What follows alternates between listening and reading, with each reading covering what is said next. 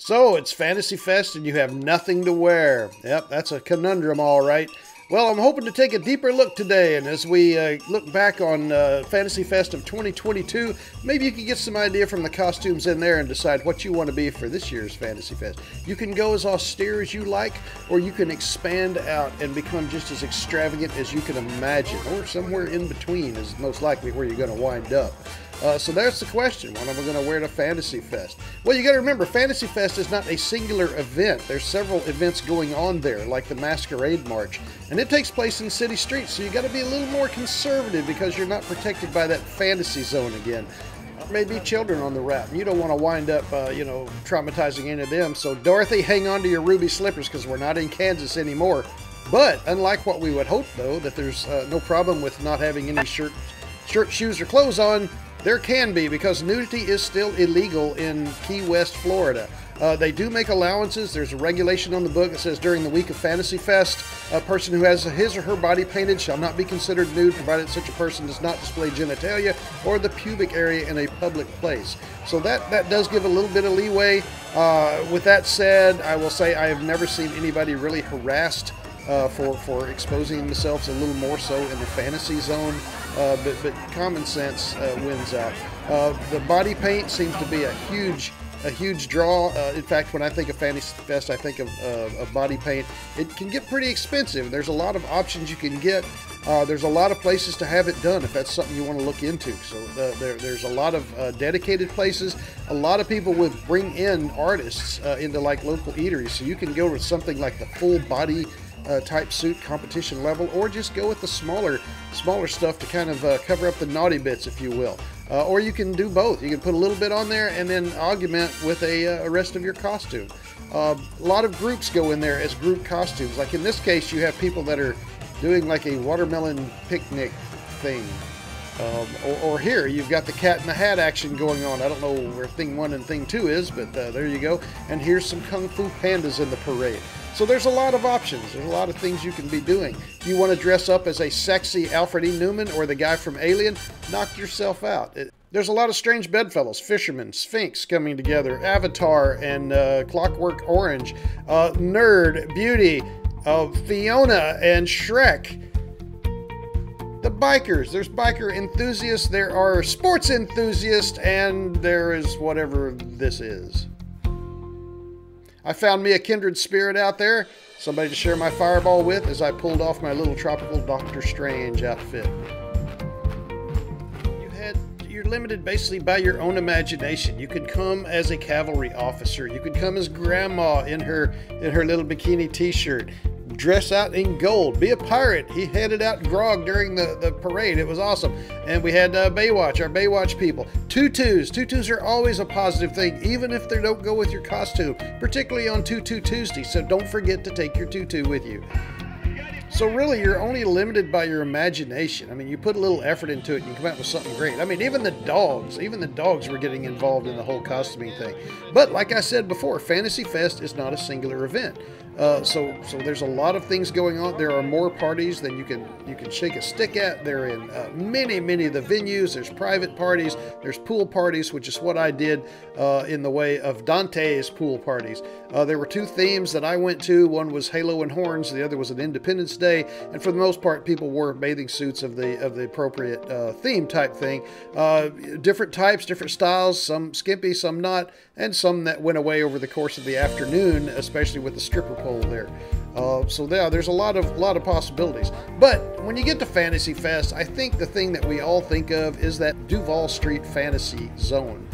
In there is where you'll see the most interesting costumes, in my opinion, and you get some that really kind of stretch that limit of legality, and bless their hearts, thank goodness they do.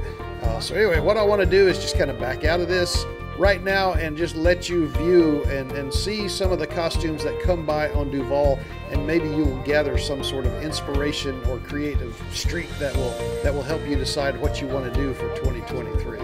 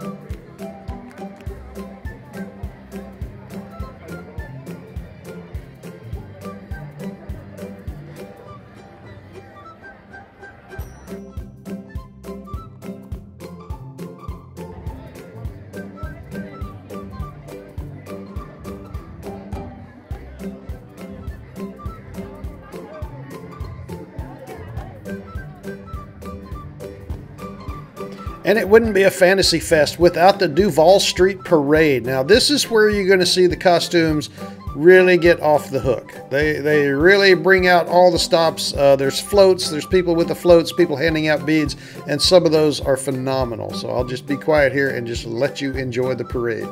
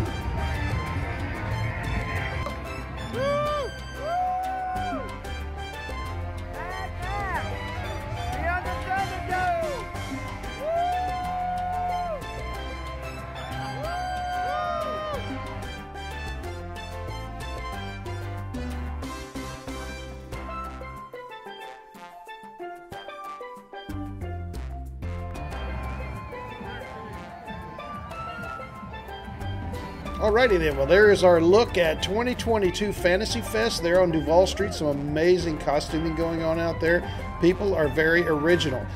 They say stealing is the most sincere form of flattery or something like that. I don't know, but if you saw something you like, take it, make it your own, own it. You know, there you go. So you don't have a lot of time left, so put those thinking hats on and figure out what you can have costuming wise for this upcoming Fantasy Fest.